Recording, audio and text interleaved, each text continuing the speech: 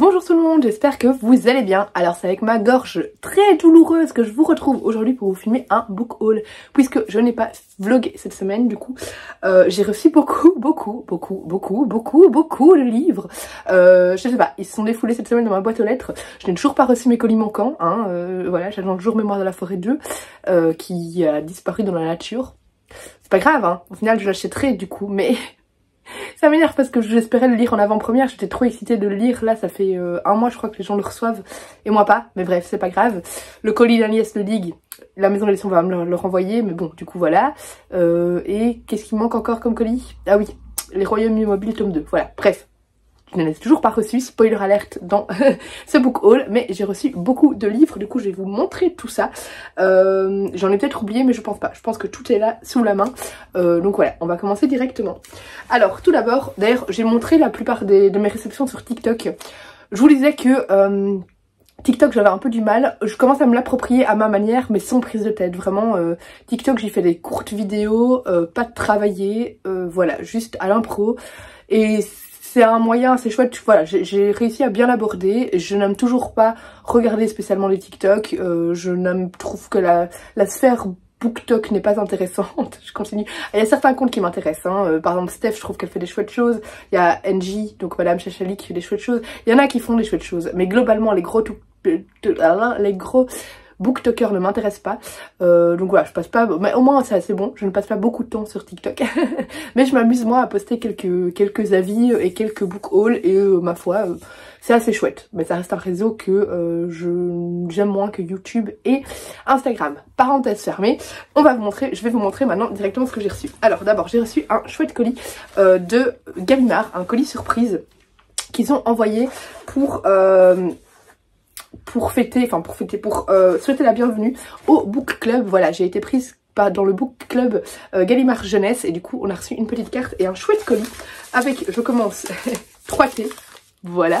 C'est le truc voilà, c'est le truc le moins intéressant du colis. Mais le truc le plus intéressant, c'est ceci. En plus, c'était dans ma wishlist, je voulais me l'acheter. Donc c'est Une année de magie, Harry Potter. C'est illustré par Jim Kay. Et en fait, c'est vivre chaque jour un moment magique avec la saga de J.K. Rowling. Et c'est à chaque fois une citation par jour, en fait. Je trouve ça génial. Donc on a à chaque fois une citation de Harry Potter qui est illustrée par Jim Kay. Voilà, j'adore. Les citations de Harry Potter, je les adore, franchement il y a plein de moments de films ou de livres qui sont, je trouve, très inspirants d'un point de vue citation et j'adore les utiliser à gauche à droite pour sortir des citations, donc voilà, je les trouve très inspirantes et du coup ce livre là je voulais l'avoir et je suis trop contente. Il y avait un petit marque-page. Il y avait 2 autres livres, de courts livres, c'est Qu'est-ce qu'on fout ici de Shahin Kassim. Voilà, celui-là j'en ai pas du tout entendu parler, je ne sais pas du tout de quoi ça parle. Et Le jour où j'ai osé, qui est un collectif. Donc voilà, je sais pas si c'est un recueil de nouvelles, voilà, c'est 8 nouvelles intenses et exaltantes par autant de talent de la littérature contemporaine. Donc voilà, c'est 2 courts livres que j'espère lire assez rapidement. Et il y avait enfin une magnifique pochette à livres, voilà, toute jolie. Voilà pour le petit colis surprise de Gallimard. Ensuite, donc, j'ai reçu pas mal de choses. De chez Flammarion, j'ai reçu le tome 4, j'ai dit que c'était le tome 3 en story, c'est le tome 4 déjà, du Collège Maléfique, donc de Cassandra O'Donnell. Voilà, c'est une petite saga jeunesse que j'aime bien suivre, dans laquelle on est dans un collège, mais où on suit vraiment tous les méchants des histoires. Donc ici on a des vampires, on a des loups-garous, on a des... Voilà, plein de monstres en fait entre guillemets. Et donc c'est vraiment un collège où on a une jeune femme, une sorcière, qui va intégrer ce collège et il va lui arriver plein d'aventures. Ça se lit très vite, c'est très fluide, énormément de dialogue. Cassandra O'Donnell, elle est fort portée sur le dialogue plus que sur la description, mais du coup ça fait que enfin ça se lit, ça se dévore ces romans vraiment, et c'est vraiment des chouettes petites histoires. Donc voilà, j'ai hâte de lire le tome 4. Des éditions Mijad, j'ai reçu 2 Armel Job, je suis trop contente. Donc il y a un nouveau, je ne sais plus lequel c'est, et un qui sort en poche maintenant, mais ils me l'ont envoyé en grand format, trop gentil. Donc là c'est le nouveau, puisque là c'est le... Ah non, là c'est le 2022. Oui, ça c'est le nouveau, je pense, parce que c'est celui qui est édité en 2022. Et ça, ben oui, il est sorti en 2021, donc ça c'est celui de l'année passée. Enfin... 2021 du coup, donc c'est celui qui est adapté en poche. J'aime beaucoup Armel Job, du coup je suis trop contente de recevoir ces romans et je trouve ça toujours, enfin j'aime bien le format comme ça, c'est très long.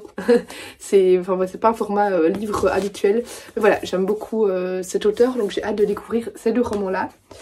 J'ai reçu ensuite Furia Perfax, le tome 1, donc Maudite, de chez Gallimard Jeunesse, voilà, dans leur nouvelle sortie.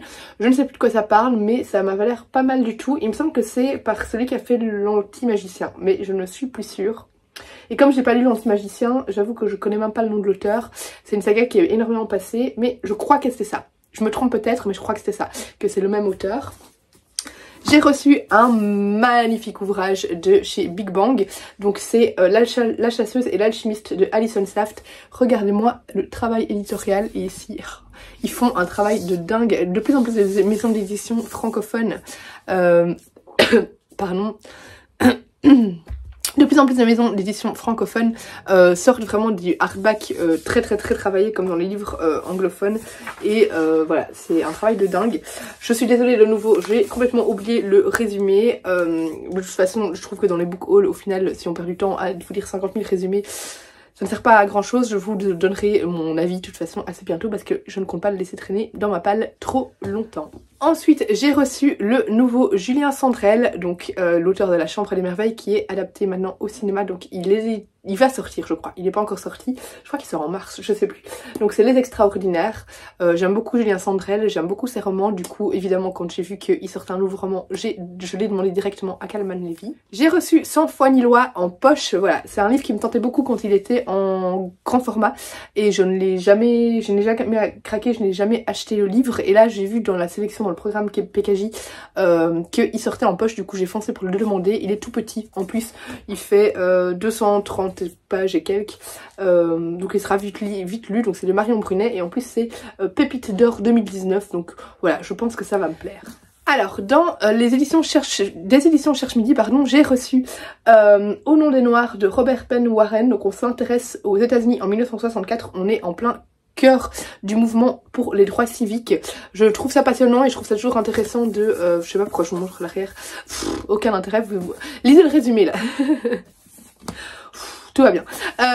Donc je trouve ça passionnant et je trouve ça intéressant d'en apprendre toujours plus à ce sujet.